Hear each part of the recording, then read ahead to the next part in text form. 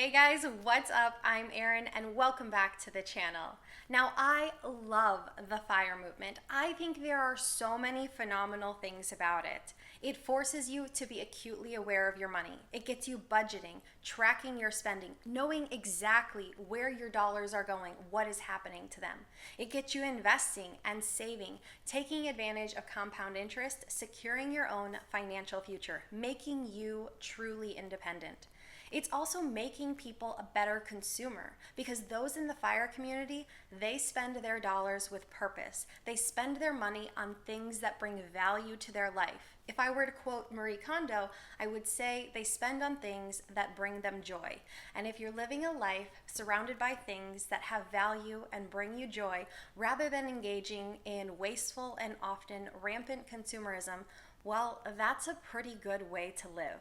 Also, FIRE puts a greater emphasis on valuing your time with family, time with friends, time spent on experiences, and the joy and the memories that those can bring. For all of these reasons, I think FIRE, financial independence, retire early, is absolutely amazing.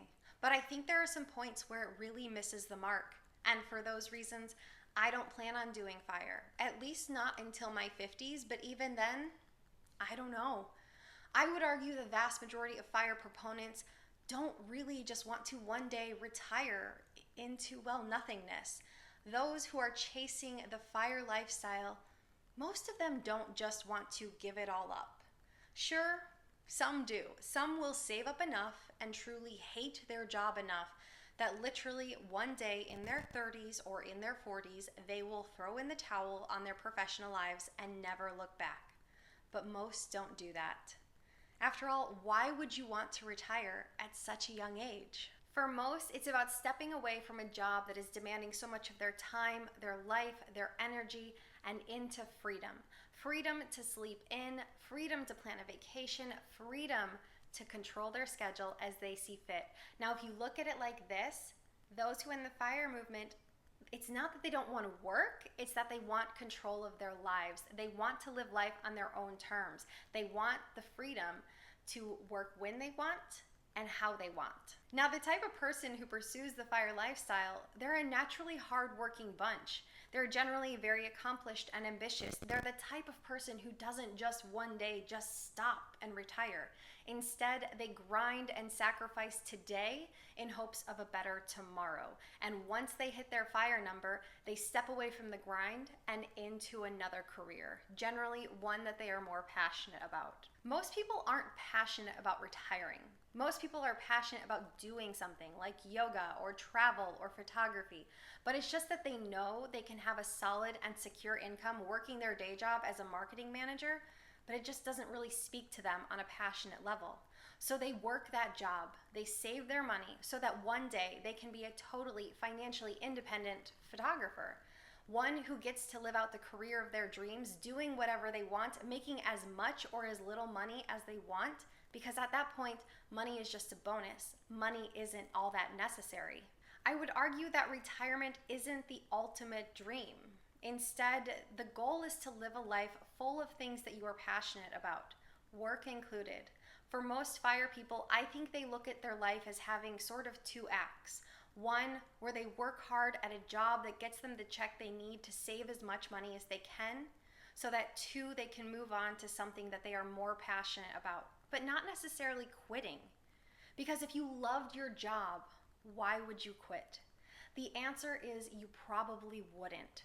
I've had jobs that I didn't like in the past. Leaving those was easy. But all in all, I can say that I like the jobs I work now. If you have a job that you find meaningful, it can help bring meaning and purpose to your life. And yes, I understand that some people find themselves in jobs that they absolutely hate. But I certainly don't think you should work a job that you absolutely hate for any length of time. I think life is far too short and far too precious to spend your time doing things you hate. And this is often something that those extreme FIRE people and I disagree on. Many of them will do extreme sacrifice for 5, 10, 15 years in order to be able to retire and do whatever they want at an extremely young age. But I don't think you should do extreme sacrifice or do something you hate for 5, 10, or 15 years. Those aren't throwaway years. Those years of your life matter. I truly think that work can be a wonderful thing. If you're working for a company that is having a positive impact in your community or in the world, it can really be fulfilling to be a part of that. There's a lot of pride and happiness that can come from that. And when we go to work, we often get a lot of coworkers, and those coworkers can sort of be our second family. We work with these people day in and day out for years on end. We can build deep and lasting relationships, and that can be truly fulfilling because as humans, we are social creatures. Having people to talk with, to interact with, to work collaboratively with, that can also be a great thing in life. Now, I work remotely, but I work for a company that is huge on corporate culture and work-life balance. While we work remotely, we do have virtual meetups where we talk, we laugh, we tell stories, we get to know each other, we show our pets. It's really fun. And I can genuinely tell you that everyone I work with repeatedly says on a daily basis, I love my job. So why leave that? Why retire? Why walk away from something you love? Well, you don't have to. You can absolutely be a part of the fire community. You can invest. You can save aggressively. You can build total financial freedom. You can make it so you don't rely on a job for a paycheck, but you can also still keep working and still earning that paycheck. There's no fire police. There's no one who's gonna come up to you one day and say, hey, you hit your fire number, you gotta go. It doesn't work like that.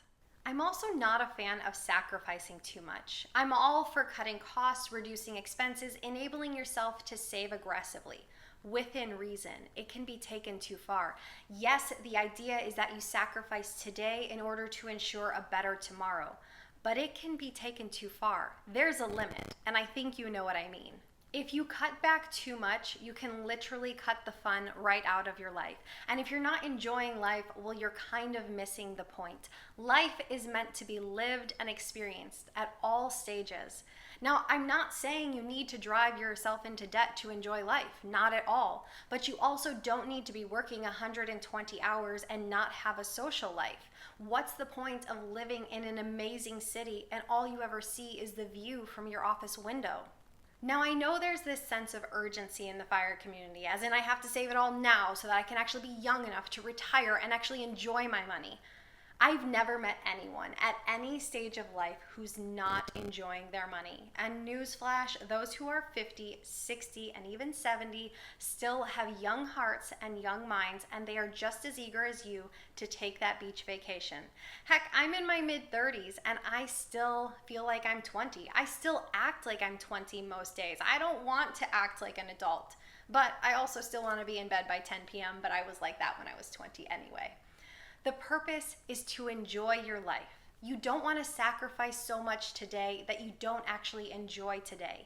Yes, be prepared for tomorrow, but make sure to enjoy today as well. Then we have the fire number, and you know what I'm talking about. Everyone who's part of this community has a number in mind that once they hit it, they can step away from their job and into freedom. Generally, that number is 25 times their annual expenses, and then they can use the rule of 4%, live off their portfolio indefinitely without running out of money. Now, I know people are going to strongly disagree with me here, and this is my opinion, but I think that number is too low, especially if you are retiring early. First and foremost, I am a pretty cautious person. I often think about the what ifs in life, as in what would happen if life didn't go perfectly according to plan. What if you hit your 30s or your 40s and you retired and then life sort of went belly up? What would you do? And yes, I know many in the fire community do build a buffer into their fire number, but how big does your buffer need to be? Well, it really depends what happens in your life. If you're simply stepping away from one job and into another, one that you're more passionate about, and you're still gonna have an income, maybe you don't need all that big of a buffer. But if you're gonna have no income at all, maybe that buffer needs to be a little bit bigger. As I always say, life happens. The hope is that you're able to live a nice, long, perfectly healthy life and you're able to stick to your budget. But what if it doesn't work out like that? No one knows what the future holds. I don't, you don't, I'm sure. None of the things I have ever worried about in the future have actually come to fruition. It's all of those things that I never considered. Those are the things that have totally blindsided me. Like when I woke up one day and discovered that I had a brain tumor and lost the entire use of the right side of my body. That certainly threw a wrench in my financial plan, in my family's financial plan. I wasn't able to work for an entire year. Things happen in life. Some are small and some are total catastrophes. If you're lucky, they happen to things rather than people. But whether it's a repair bill or a medical bill, things happen. And it's for that reason why I personally have an inflated FI number. Is it cautious? Yes. Can you retire and live out a life of bliss unless? Yes, you can. But I don't want a flawed financial plan. I don't want to risk running out of money at any stage of my life. If there's even a 5% chance that your financial plan has you running out of money, if you end up in that 5%, it doesn't matter how small those odds were. You're in trouble. So don't set your FIRE number too low. So is FIRE realistic? I absolutely think so. But I still don't think that the vast majority of people who are in the FIRE community truly want to retire. Instead, they want financial independence with the option to work as they so choose. That just doesn't make as good of an acronym. It doesn't make as good of an acronym to say financial independence, work whenever, wherever you want. So I say pursue FIRE, pursue freedom. Just make sure that you're not missing out on today in hopes of a better tomorrow. And also, don't set that FIRE number too low because you never know what life throws at you. Well, that's going to do it for me today, guys. I post new videos every single week. If you are new here, please hit that subscribe bell. If you got anything at all out of this video, please make sure to give it a like, as it really does help the channel. Or if you know of anyone who can get anything out of these types of videos, please consider sharing. I hope you have a good one, and I will see you soon. Bye.